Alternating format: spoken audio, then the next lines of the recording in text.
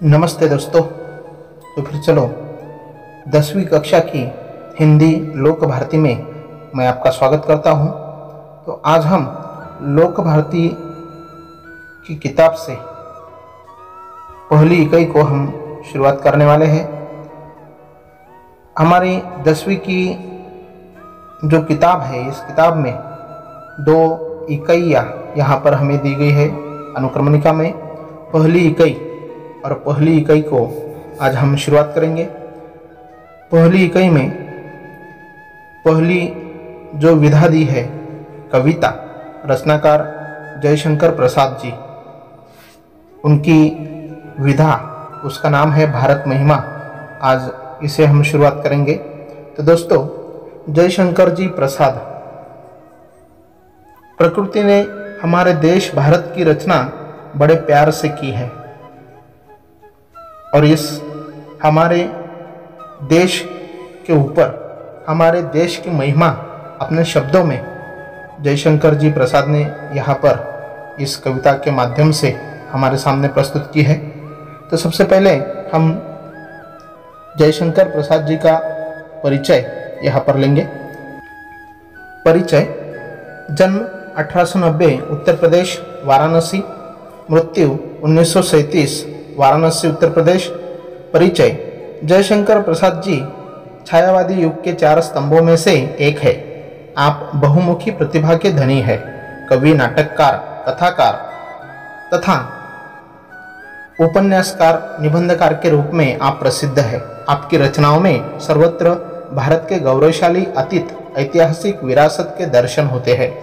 प्रमुख कृतियाँ: झरना, आंसू, लहर, 3 काव्य, कामायनी महाकाव्य, स्कंदगुप्त, चंद्रगुप्त, ध्रुव स्वामिनी ऐतिहासिक नाटक, प्रतिध्वनि, आकाशदीप, इंद्रजाल, ये तीनों कहानी संग्रह, और उसके बाद कंकाल, तितली, इरावती, यह उपन्यास उनकी प्रमुख कृतियों में गिना जाता है। तो दोस्तों, अभी इस पद्य के बारे में हम यहाँ पर जानेंगे। पद्य संबंध में प्रस्तुत कविता में कवि ने अपने देश के गौरवशाली अतीत का सजीव वर्णन किया है।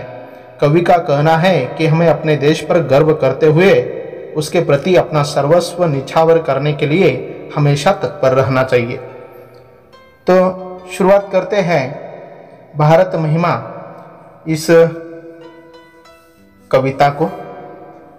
शुरुआत करने से पहले यहाँ पर जयशंकर जी हमें इस कविता के माध्यम से जो बताने जा रहे हैं, उन्होंने कहा है कि प्रकृति ने हमारे देश भारत की रचना बड़े प्यार से की है। इस कविता के माध्यम से वह भारत की महिमा हमारे सामने रखने वाले हैं। हमारा देश हिमालय की गोद में बसा हुआ है।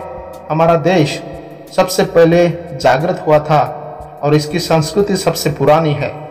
प्रस्तुत कविता में छायावाद के प्रवर्तक जयशंकर प्रसाद जी ने हमारे प्यारे देश भारत के इसी महिमा मंडित अतीत का मनोरम चित्रण किया है। कवि की आकांक्षा है कि हमें सदैव अपने देश पर, इसकी सभ्यता और संस्कृति पर गर्व करना चाहिए। आवश्यकता पड़ने पर हमें देश के लिए अपना सर्वस्व न्यौछावर कर देने के लिए तत्पर रहना चाहिए, ऐसा कवि ने इस कविता के माध्यम से कहा है। तो दोस्तों, पहली पंक्ति से हम शुरुआत करते हैं। हिमालय के आंगन में उसे किरणों का दे उपहार, उषा ने हंस अभिनंदन किया और पहनाया हीर कहा। हमारा यह प्यारा भारत देश हिमालय के आंगन के समान है। प्रतिदिन उषा भारत को सूर्य की किरणों का उपहार देती है। प्रतिदिन सुबह सुबह उषा भारत को सूर्यों की किरणों का उपहार देती है, ऐसा वर्णन इस पंक्ति में कवि ने किया है। तब ऐसा लगता है मानो हंसकर वह भारत भूमि का अभिनंदन कर रही हो। ओस की बूंदों पर जब प्रातःकालीन सूर्य की रश्मियां पड़ती है तो ऐसा लगता है जैसा उषा ने भारत को हीरो का हार पहना दिया हो। तो दोस्तों, ऐसा वर्णन यह 2 पंक्तियों में कवि जयशंकर प्रसाद करते हैं। उसके बाद अगली 2 पंक्तियां: जगे हम लगे जगाने विश्व, लोक में फैला फिर आलोक, व्योमतम पुंज हुआ तब नष्ट, अखिल संस्कृति हो उठी अशोक। सबसे पहले ज्ञान का उदय भारत में ही हुआ है, अर्थात सबसे पहले हम जागृत हुए, फिर हमने पूरे विश्व में ज्ञान का प्रसार किया। इसके कारण समग्र संसार आलोकित हो गया है, अज्ञान रूपी अंधकार का विनाश हुआ है और संपूर्ण सृष्टि के सभी दुख शोक दूर हो गए हैं। ऐसा इन दो पंक्तियों में कवि ने कहा है। अगली दो पंक्तियां, विमल वाणी ने वीणा ली, कमल कोमल कर में सप्रीत, सप्त स्वर सप्त सिंधु में उठे, छीड़ा तब मधुर साम संगीत। तो दोस्तों यहाँ पर विमल वाणी ने वीणा ली। विमल वाणी, वाणी की देवी वीणा पानी यानी कि सरस्वती, इसी पवित्र भूमि पर प्रेम के साथ अपने कमल के समान कोमल करों में वीणा उठाई। उन्होंने अपने कोमल करों में वीणा उठाई और उसकी झनकार से सप्त सिंधुओं में सातों स्वरों की मोहक सरगम गूंजने लगी। मधुर संगीत का जन्म हुआ।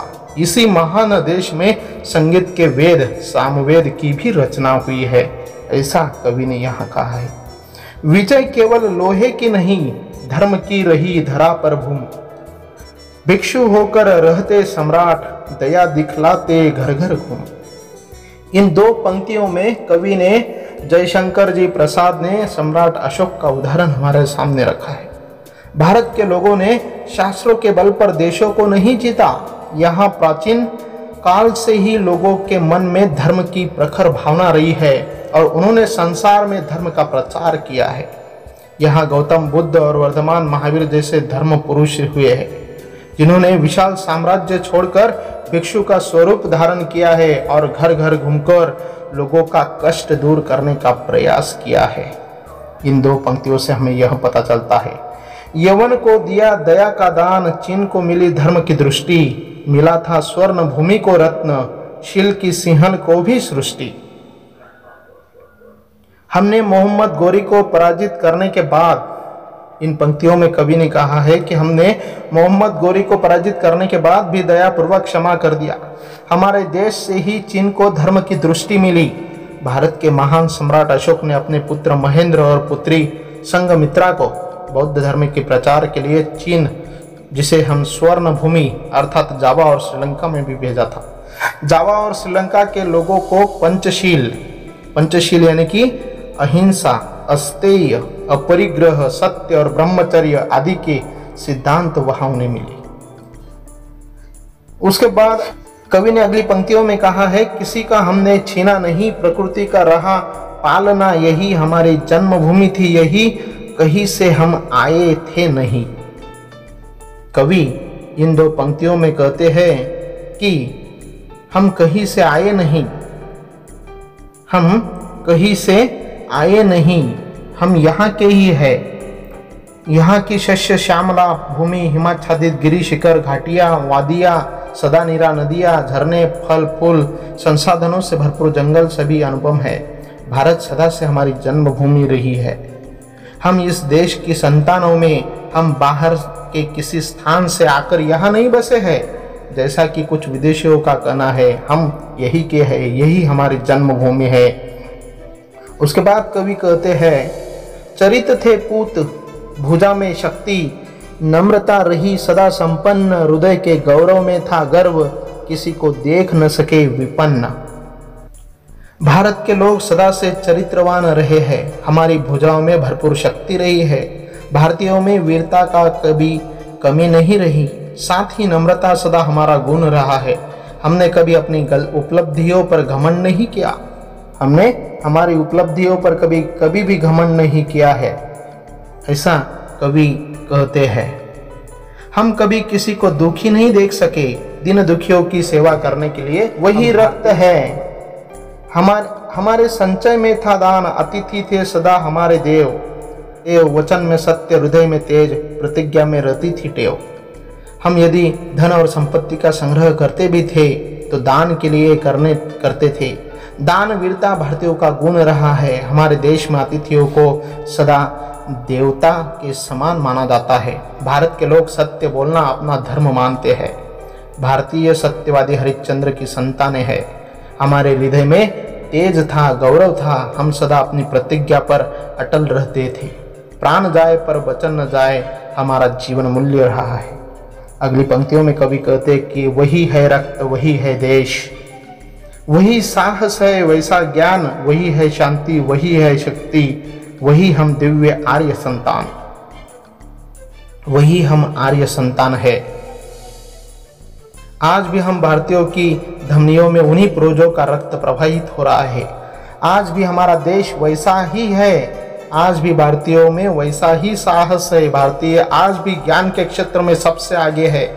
आज भी हम पहले के समान शांति के पुजारी है। देशवासियों में वैसी ही शक्ति है, हम उन्हीं आर्यों की दिव्य संतानें हैं।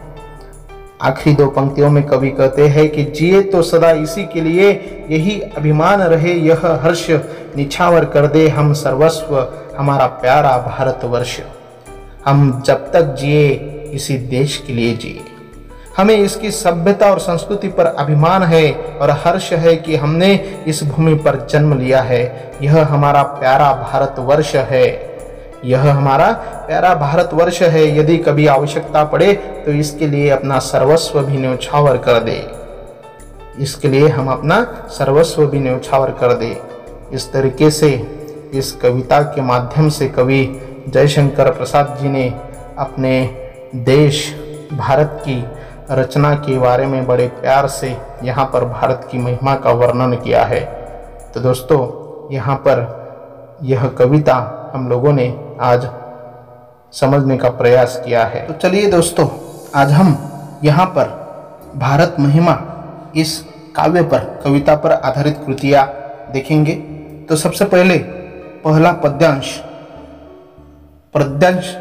क्रमांक 1, इस पर आधारित यह पद्यांश जो है, निम्नलिखित पद्यांश पढ़कर सूचनाओं के अनुसार कृतियाँ कीजिए, ऐसा सवाल दिया है। पद्यांश हिमालय के आंगन में उसे से लेकर तब मधुर साम संगीत तक पहला पद्यांश है। हमें पहले यह पद्यांश हमारी किताब में से अच्छी तरीके से पढ़ना है और उसके बाद यह कृतियाँ हमें लिखनी है। तो इस पर कृति नंबर 1, आकलन कृति जिसे हम कहते हैं, यहाँ पर दिया गया है, पद्यांश से ऐसे 2 प्रश्न तैयार कीजिए जिनके उत्तर निम्नलिखित शब्द हो। तो यहाँ पे शब्द दिया जाएगा और इस शब्द के लिए वह जवाब आने के लिए, उत्तर आने के लिए हमें उसके लिए ऐसा सवाल तैयार करना है। तो दोस्तों, यहाँ पे देखते हैं पहला शब्द क्या दिया गया है। तो यहाँ पे अभिनंदन ऐसा शब्द दिया है और अभिनंदन जवाब आने के लिए हमें उषा ने हंसकर क्या किया, ऐसा सवाल हम बना सकते हैं, ऐसा सवाल हम तैयार कर सकते हैं। उसको हम क्वेश्चन मार्क देंगे। उसके बाद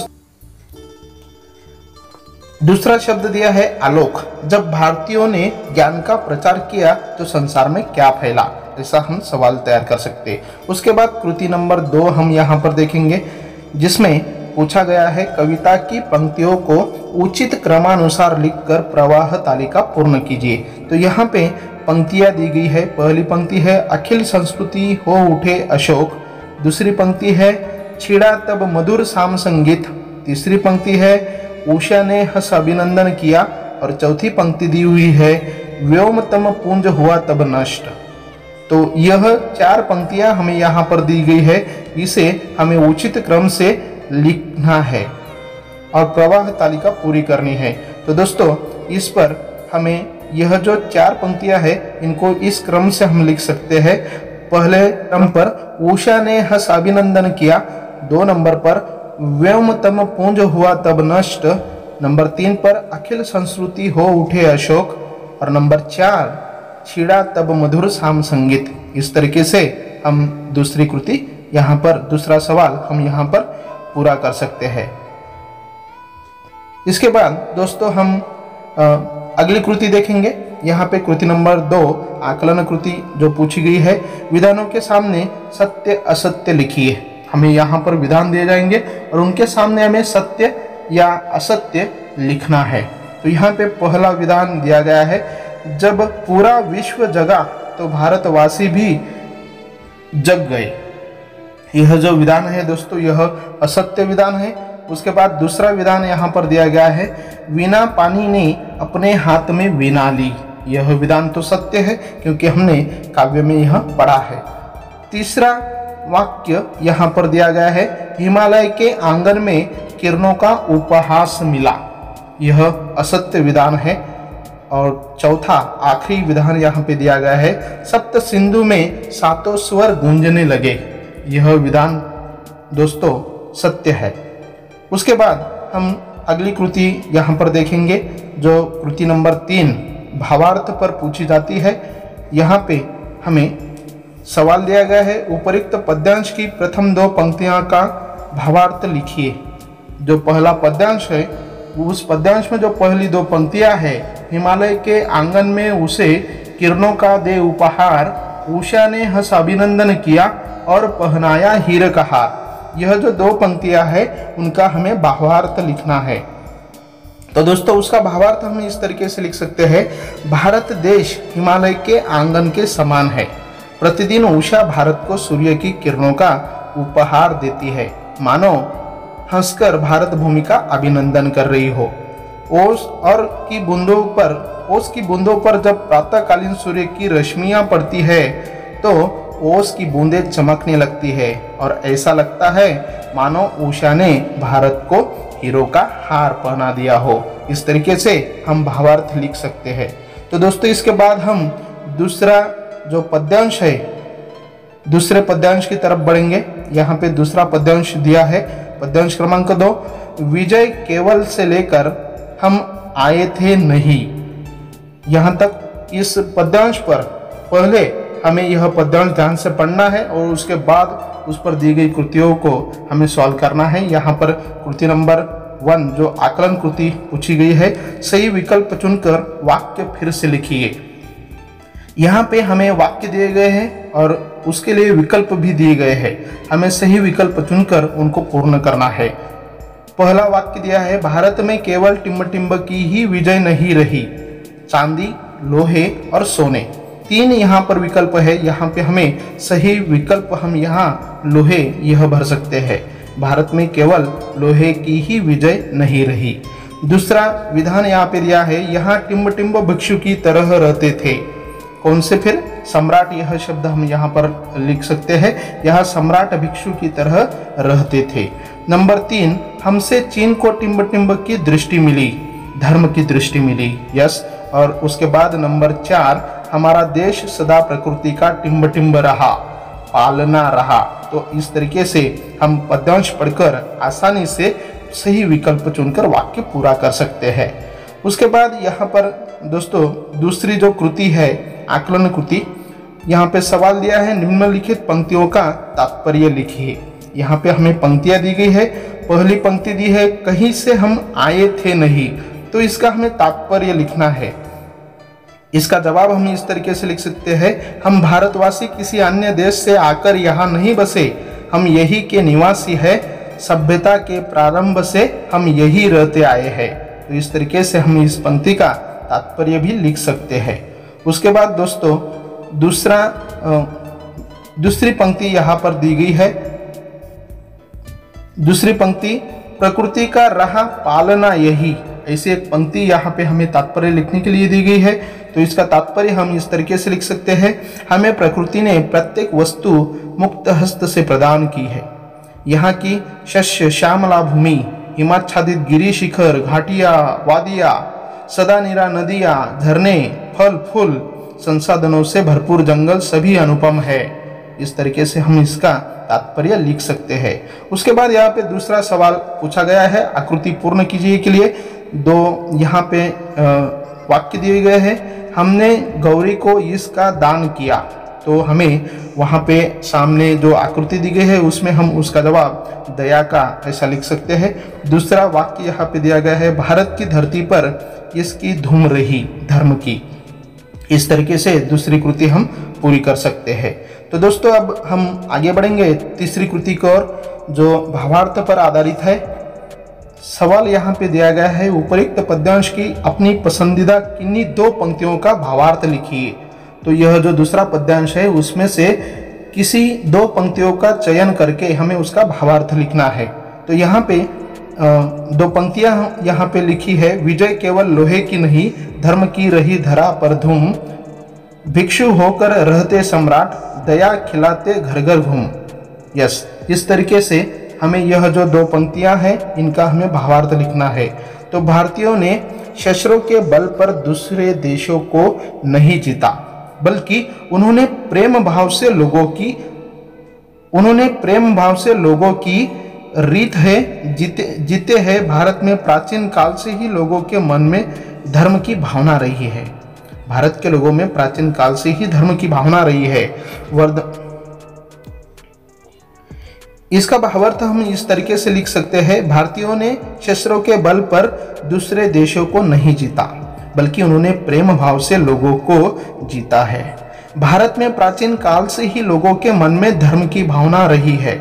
यहाँ वर्धमान महावीर और गौतम बुद्ध जैसे त्यागी प्रथम पुरुष हुए हैं, जिन्होंने अपना विशाल साम्राज्य छोड़कर भिक्षु का स्वरूप धारण किया है और घर घर घूमकर लोगों का कष्ट दूर करने का प्रयास किया है, धर्म का प्रचार किया है। तो दोस्तों, इस तरीके से भारत महिमा इस कविता के माध्यम से हमने यह कविता पढ़ने के बाद उस पर आधारित जो कृतियां थी वह भी हमने किस तरीके से कृतियां पूछी जाएगी वह कृतियों का भी यहाँ पे हमने समझा है, उन कृतियों को भी हमने समझा है। इस तरीके से हमने यह जो पहली कविता है भारत महिमा उसका अच्छी तरीके से यहाँ पे हमने उसकी पढ़ाई की है। तो दोस्तों, आपको यदि यह वीडियो अच्छा लगा हो तो ज़रूर इसे अपने दोस्तों को शेयर करो, ज़्यादा से ज़्यादा शेयर करो और मेरे YouTube चैनल को सब्सक्राइब करो। धन्यवाद।